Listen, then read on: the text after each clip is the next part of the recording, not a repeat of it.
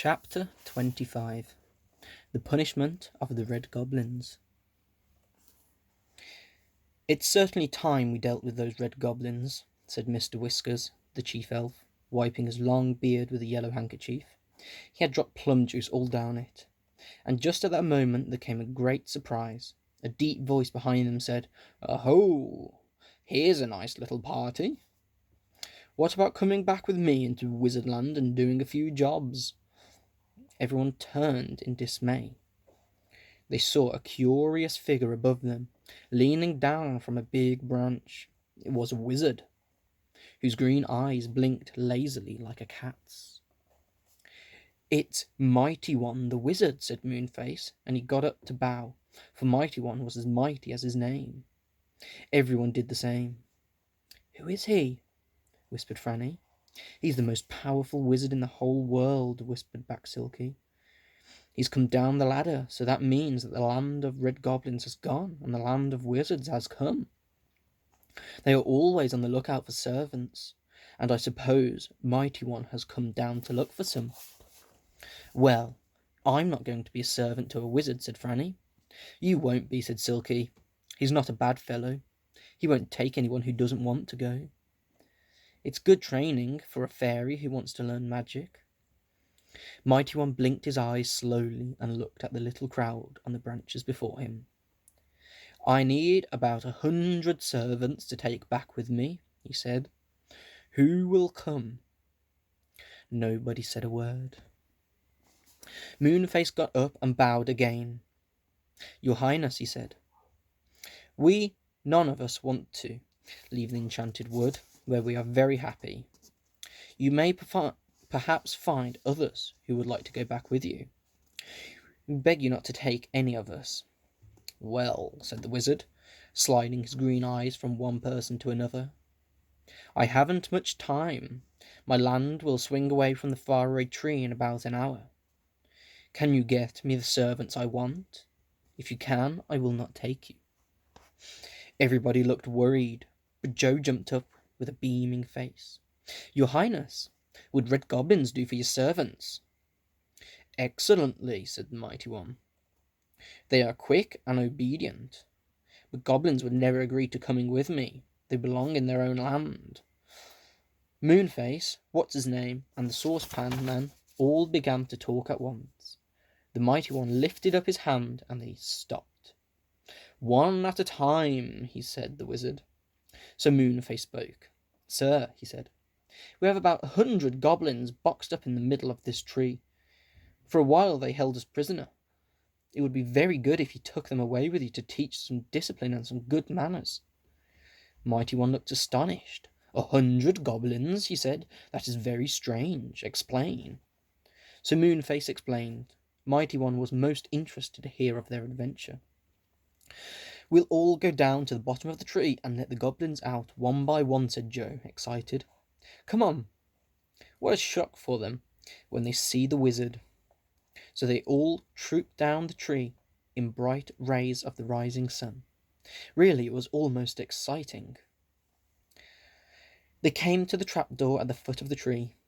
Behind it they could hear a lot of shouting and quarrelling and pushing. "Don't push! You're squashing me!" Moonface unbolted the trapdoor and opened it. Out shot a red goblin and fell on a green cushion of moss. He picked himself up, blinked in the bright sunlight, then turned to run. But Mighty One trapped him with his wand and he stood still.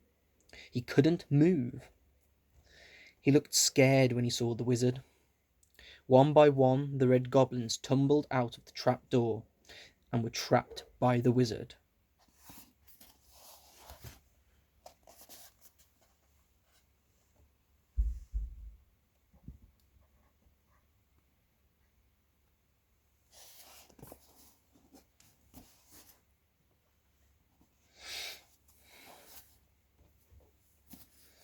"10, 20, 30, 40, 50, 60.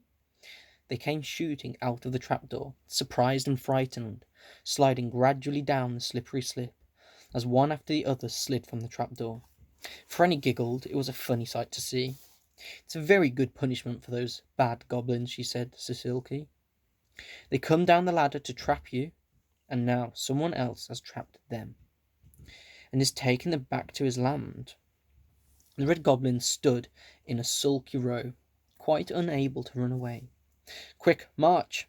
said the wizard, when the last one had slid out of the trapdoor, and up the tree went the sulky goblins. It was no use trying to escape.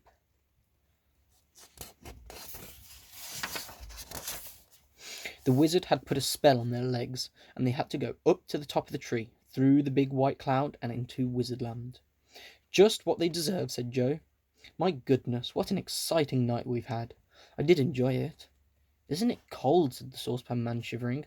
"Cold?" cried Beth and Franny, who were feeling hot in the morning sun.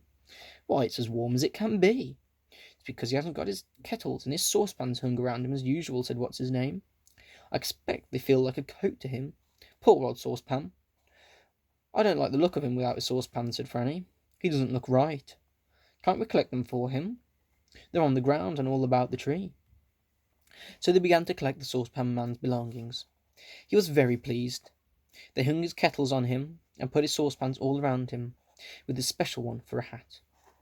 Some of them were dented and bent, but he didn't mind a bit. "There," said Franny, pleased. "You look yourself now. You looked horrid without all your saucepans on, like a snail without its shell." "Oh, I never had a bell," said the saucepan man. "Shell, I said Franny. "Smell," said the saucepan man, looking around. "I can't smell anything at the moment." "What sort of smell? Nice or nasty?" "Shell, not smell," said Franny impatiently. "Oh, shell. What shell?" said saucepan man. But Franny had forgotten what she had said, and she shook her head and laughed. "Never mind," she shouted. "Really must go," said Joe. "Mother will be awake now, wondering whatever has happened to us. Oh dear, I do feel sleepy. Come on, girls." They said goodbye to all the tree dwellers and set off through the Enchanted Wood. Silky went back to her house in the tree, wondering what had happened to her clock, which hadn't joined in the adventure at all. It had been fast asleep. Moonface went back to the tree, yawning. What's-his-name and the saucepan man climbed back, so tired that they fell fast asleep before they reached their home, and had to be put safely in the corner of a broad branch by the angry pixie in case they fell down. Dame Washalot went back, making up her mind to do no washing that day. Soon there was peace in the tree, and only the snores of What's-his-name could be heard. Far away up in the tree, in the land of wizards, the red goblins were working hard. Ah, they had got just what they deserved, hadn't they? They wouldn't be in such a hurry to catch other people in future. The three children got home, and the mother stared at them in surprise. "You are up early this morning," she said. "I thought you were still in bed and asleep. Fancy getting up and going out for a walk before breakfast like that." How sleepy the children were that day. And dear me, didn't they go to bed early that night. "No more wandering through the Enchanted Wood and up the Faraway Tree for me tonight," said Joe, as he got into bed. "I vote we don't go there for a long time. It's just getting a bit too exciting." But it wasn't long before they went again, as you will see. Dun, dun, dun. And the next chapter is a plan for Beth's birthday. That's for another day.